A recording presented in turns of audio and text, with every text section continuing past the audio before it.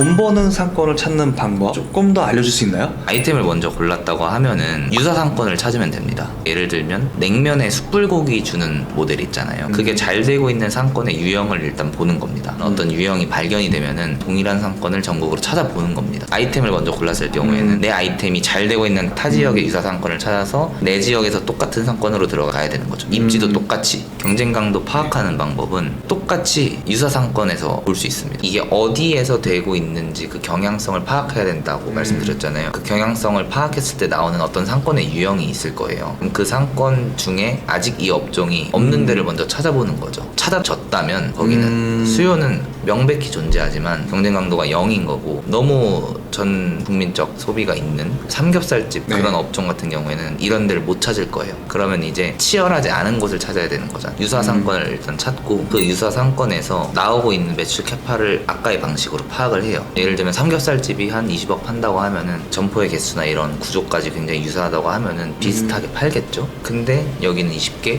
여기는 15개. 가게 개수가 차이가 나요. 그럼 여기는 몇 개의 가게가 조금 더 먹고 있는 거거든요. 그럼 여기가 나은 거죠. 그러니까 매출 캐파를 파악을 하고 경쟁 업체의 개수를 파악을 한다. 브랜드를 창업했을 때 인테리어 비용이 100평에 5,300만 원인데 어떻게 그거가 가능한지 우리 구독자분들한테 노하우를 알려주시면 너무 좋을 것 같습니다.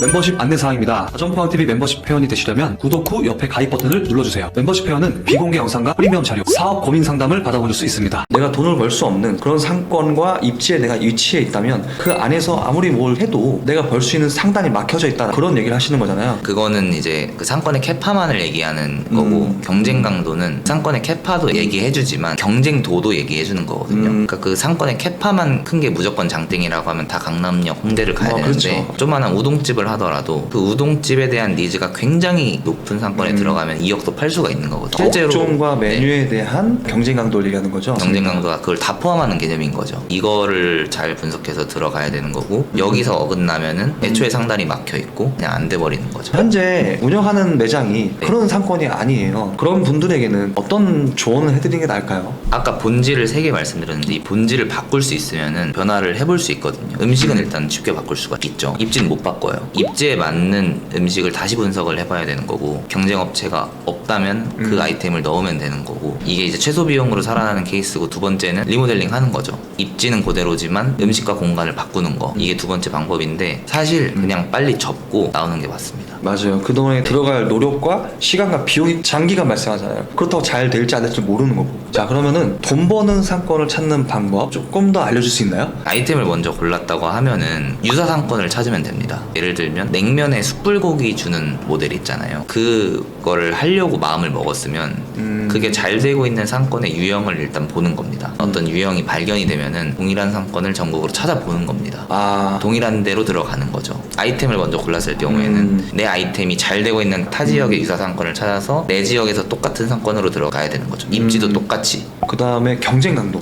경쟁 강도 파악하는 방법은 똑같이 유사 상권에서 볼 수 있습니다. 내가 가려는 상권이 예를 들면 닭고기, 소고기, 돼지고기 파는데 다 15억 정도 팔아요.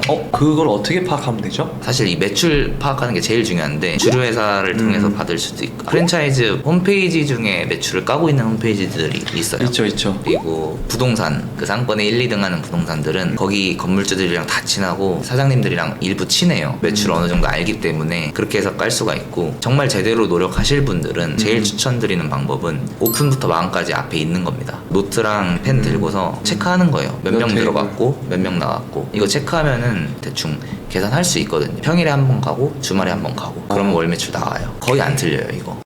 매출이 분석을 다 했어요. 그 다음에 경쟁 강도는 어떻게 들어가야 되죠? 경쟁 강도 분석하는 그 시작은 수요를 확인하는 겁니다. 냉면 숯불고기 업종을 말씀드렸었는데, 냉면 숯불고기라는 업종이 전국적으로 검증이 됐으면 저는 그건 수요가 있는 거라고 생각을 하거든요. 일시적으로가 아니고 5년 이상 안정적이게 매출이 나온다고 하면 그 업종은 대한민국에 자리 잡은 업종이 된다, 이렇게 생각을 해요. 창업을 고려해 볼 수 있는 거고, 이 업종은 되는 건데, 이게 어디에서 되고 있는지 그 경향성을 파악해야 된다고 말씀드렸잖아요. 그 경향성을 파악했을 때 나오는 어떤 상권의 유형이 있을 거예요. 그 상권 중에 아직 이 업종이 없는 데를 먼저 찾아보는 거죠. 찾아졌다면 무조건 거기 해야겠죠. 예를 들면 삼겹살집, 너무 전 국민적 소비가 있는 네. 그런 업종 같은 경우에는 이런 데를 못 찾을 거예요. 그러면 이제 치열하지 않은 곳을 찾아야 되는 거잖아요. 아, 맞아요. 이건 어떻게 접근하냐면 내가 관심 있는 상권과 유사 상권을 일단 찾고 그 유사 상권에서 나오고 있는 매출 캐파를 아까의 방식으로 파악을 해요. 예를 들면 삼겹살집이 한 20억 판다고 하면은 구조까지 굉장히 유사하다고 하면은 비슷하게 팔겠죠. 근데 가게 개수가 차이가 나요. 예를 들면 여기는 20개, 여기는 15개. 그럼 여기는 몇 개의 가게가 조금 더 먹고 있는 거거든요. 여기보다. 여기다가 차려야 되는 거죠. 그러니까 매출 캐파를 파악을 하고 경쟁 업체의 개수를 파악을 한다. 이게 어떤 정량적으로 분석할 수 있는 첫 단축인 거죠. 풍바오라는 네. 대표님이 개인적으로 만든 브랜드잖아요. 네. 브랜드를 창업했을 때 인테리어 비용이 5,300만 원밖에 안 나왔다고 했거든요. 100평에 5,300만 원인데 어떻게 그거가 가능한지 노하우를 알려주시면 너무 좋을 것 같습니다. 항상 할 수 있는 전략은 아닌 거고 특이 케이스인 것 같아요. 주점 같은 경우에는 조명이 되게 어둡잖아요. 그래서 마감이라든지 자재의 퀄리티를 그렇게 높은 걸 안 가져가도 괜찮거든요. 그 특성이 일단 하나가 있고 싸게 하는 가장 기본적인 방법은 많은 업체를 만나는 겁니다. 첫 번째 업체를 만났어요. 내가 어떤 걸 하고 싶은지 설명을 하잖아요. 그러면은 어떤 공정으로 진행되는지를 네. 물어보고 받아 적으세요. 용어 하나하나씩 물어보시고 뭔가 비싸 보이는 게 있으면은 이거는 다른 공법으로 할 수 없는지 물어보세요. 예를 들면 여기다가 나무를 붙인다고 하면은 벽에 그냥 붙일 수 있다고 하시는 분이 있고 접착력이 안 돼가지고 다른 걸 대야 된다고 하시는 분이 있고 나무는 비싸니까 파벽돌을 쓰자는 분이 있고 내가 구현하고 싶은 안에 대해서 다양한 경로를 일단 파악을 하셔야 되고 그렇게 한 5군데에서 10군데 정도 만나보면은 대충 파악이 완료가 됩니다. 10군데는 적은 거예요. 인테리어는 10군데보다 훨씬 더 많이 만나야 돼요. 이때부터 이제 계속 만나는 거예요. 이 공법으로 이걸로 할 건데 전에 만났던 사람이 얼마에 해준대 라고 얘기를 시작하는 거죠. 5천만 원 해준다고 얘기를 받았으면은 4,500으로 얘기를 하는 겁니다. 만나다 보면은 제가 생각하는 좋은 유형이 두 개로 나뉘거든요. 하나는 의리파형입니다. 이분들은 대체로 경력이 오래되시고 술을 좋아하시고 나이도 조금 있으시고 나이 조금 있으시고 네네. 이런 스타일인 거죠. 아 그래 내가 그 돈에 해줄게. 깨져도 내가 뱉은 말은 지켜. 자기 인건비까지는 감수를 하신다. 의리파의 단점은 하나하나 다 깨물을 수 없어요. 세분해서 달라고 하면 화내세요. 내가 알아서 하고 싶은 대로 해야 되는데 하나하나 꼬치꼬치 묻고 이러면 화내세요. 완전 반대 성향이신 분들은 계산적으로 철저하게 다 보여주십니다. 꼼꼼하게 다 보여주는데 하나하나를 싸게 잘 부르시는 인테리어도 결국에 인테리어를 하는 사람 입장에서 부담감이 있어야 되거든요. 그래야 싸게 할 수 있어요. 왜냐면 한 달 동안 공정을 진행하면서 타일도 불러야 되고 간판도 불러야 되고 전기도 불러야 돼 목공도 불러야 돼 굉장히 많은 사람들을 불러야 되고 다른 데서 일정이 진행되고 있으면은 새로운 업체를 불러야 되는 경우도 있고 닥트를 했는데 닥트가 잘못되는 경우들도 너무 많고 이러다 보니까 이걸 혼자 다 신경 써야 되는 게 그 인테리어 현장의 소장님이기 때문에 마음의 부담감을 안겨드리지 않으면은 비싼데도 그냥 대충 불러요. 근데 아시겠지만 덕트는 똑같은 거에도 200짜리를 500에 부르는 데도 있거든요. 타일도 마찬가지고 이거를 막 부르게 냅두면 안 돼요. 이걸 잘 잡아줄 수 있는 게 방금 말한 그 꼼꼼한 유형들. 이 꼼꼼한 유형이신 분들은 애초에 전화번호부에 있는 분들이 싸게 하시는 분들이고 하나하나 잘 따져가면서 부르기 때문에 그런 리스크는 적습니다. 저는 이 두 가지 유형을 선호하는 편입니다. 여러 개의 매장, 주로 술집이라는 그 업종을 하고 있는데요. 어떻게 개인 브랜드를 하게 하셨는지 네.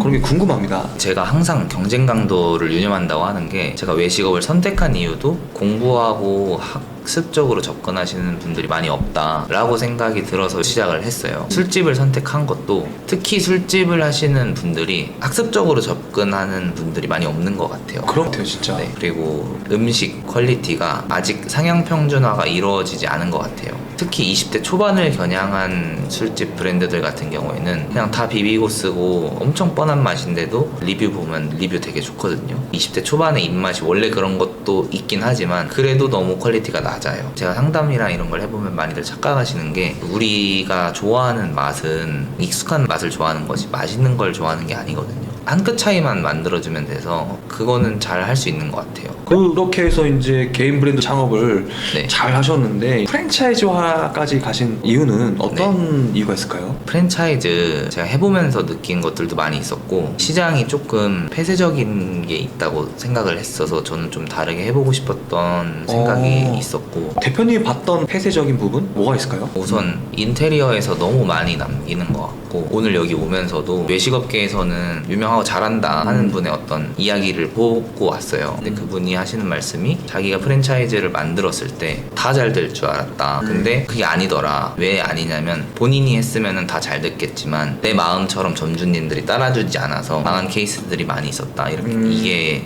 요지였는데 저는 그렇게 생각하지 않거든요.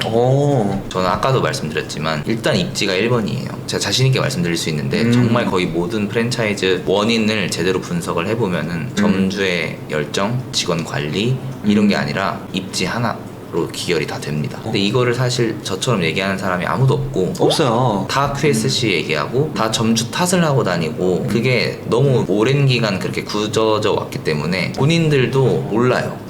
QSC가 영향을 미칠 수 있다고 생각을 하시는 것 같아요. 제가 봤을 땐 절대 아니거든요. 아까도 강조드렸지만 그건 성패를 가를 수 있는 변수가 아닙니다. 절대로 10% 이상 영향력을 끼칠 수 없고 안 되는 건 안 돼요. 사실 이게 팩트입니다. 이런 얘기를 좀 진짜 누군가 안 해주는 것 같아요. 네. 대표님이 진짜 시원시원하게 객관성 있는 실체적인 얘기를 해주는 거잖아요. 대표님 같은 경우는 점주분들의 상권이나 자리를 직접 그럼 알아봐 주시는 걸까요? 네, 무조건 그렇게 할 거고 저는 창업은 세계에 이렇게 했다고 말씀드렸지만 그 전에 만나본 본사는 굉장히 많을 거 아닙니까? 상권 분석을 해주시는 분이 어떤 식으로 하는지를 보면은 어디 주류회사 출신인 분이 상권 분석 팀장이 되어 있거나 그런 식이거든요. 매출이 어디는 1억 5천 나오고 어디는 5천 나오고 하는 이유는 오로지 입지 때문인데 이거를 잘 결정을 해줘야 점주가 결국에 사는 건데 사실 니즈가 안 맞죠. 프랜차이즈는 100개 200개 깔려면 그렇게 해야만 하는 거고 그러면은 QSC 탓을 해야 돼요. 내가 상권을 잘 못 봐줘서가 아니야. 너가 장사를 못해서 그런 거야. 라고 얘기할 수 있어요. 핑계거리가 되거든요. 전 이거를 하고 싶지가 않고 안 되면 제 탓을 하고 싶어요. 풍바오 같은 경우에는 제가 동업을 하고 있기 때문에 온전히 컨트롤할 수 없지만 혼자 하고 있는 쇼부다라는 브랜드는 원금 회수가 안 되면은 본사가 얻은 이익을 다 환불을 해주려고 그렇게 좀 구조를 짜고 있습니다. 조금만 덧붙이면은 정확하게 제가 다르게 할 수 있는 부분은 이런 걸 해줘야 된다고 생각을 하는데 본사가 부동산 수수료 깎는 법 권리금 몇천만 원 깎는 법, 렌트프리 받아내는 법, 월세 낮추는 법, 보증금 낮추는 법, 그리고 그 상권에 어디 건물주가 어떤 성향이고 관리비는 어떻게 다르게 되어 있어서 월에 몇십만 원 차이가 어떻게 나고 구축과 신축이 평당 월세가 얼마나 차이가 날 수 있고 안 내놓은 점포를 개발하는 법까지 이런 것들을 초보 창업자는 모르거든요. 이 정도는 해줘야 그래도 상권 분석을 해줬다고 할 수 있을 것 같은데 이거 중에 하나라도 해주는 데를 한 번도 못 봤어요. 대표님하고 좀 상담을 받을 수 있게 해주시면 저희 구독자분들이 실패하지 않고 보다 성공적인 창업에 도움이 많이 좀 드릴 수 있을 것 같아요. 바쁘시겠지만 좀 그런 시간을 내줄 수 있을까요? 네. 지금 우리 이 영상에 응원의 댓글을 좀 남겨주시고 고정 댓글로 이도원 대표님의 인스타 계정 링크를 올려드릴 테니까 DM으로 정말 정성스럽게 상세하게 보내주시면 좋을 것 같습니다. 그 중에서 몇 분 정도 선정을 해줄 수 있을까요? 최대한 다 답변하겠습니다. 네. 감사합니다. 이제 우리가 마무리를 좀 해야 될 것 같습니다. 앞으로의 이도원 대표님의 방향이나 네. 행보에 대해서 얘기해주면 좋을 것 같습니다. 저는 외식업이 너무 재미있고요. 하고 싶은 게 정말 많습니다. 브랜딩을 열심히 해서 100개 이슈가 되는 단일 매장도 해보고 싶고 제 브랜드를 100개, 200개 깔아보고 싶고 스타트업 회사도 해보고 싶습니다. 스타트업 회사야? 그건 왜 그렇죠? 저 공대생이었잖아요. 동기들 보면은 삼성전자에 붙으면은 제주도에서도 바로 오고 부산에서도 바로 오거든요. 근데 외식업은 사실 인력 시장이 그렇게 형성되어 있지 않습니다. 문화가. 당연히 삼성전자니까 그런 거겠지만 내가 외식업에 꿈이 있는 사람이면 당장 짐 싸서 와야 되거든요. 너무 많이 배울 수 있고 성장할 수 있고 삼성전자보다도 어떻게 보면은 더 많은 급여도 주실 수 있으시잖아요. 네네. 저만 하더라도 신뢰할 수 있는 인력이 있으면 당장 가게를 늘릴 수 있고 그런 상황인 사람들이 너무 많기 때문에 이거를 좀 해소를 해보고 싶다. 인력 시장의 질도 높이고 능력 있는 사람들이 더 능력을 펼칠 수 있게끔 만들어보고 싶다. 이런 야, 생각이 우리 대한민국 외식업의 네. 어떤 생태계를 보다 선진화시키고 업그레이드 시킬 수 있는 방향까지 열심히 해보겠습니다. 오늘 귀한 시간 내주셔서 너무 감사드립니다. 오늘 네. 여기서 영상은 끝. 네. 고생했습니다. 고생하셨습니다.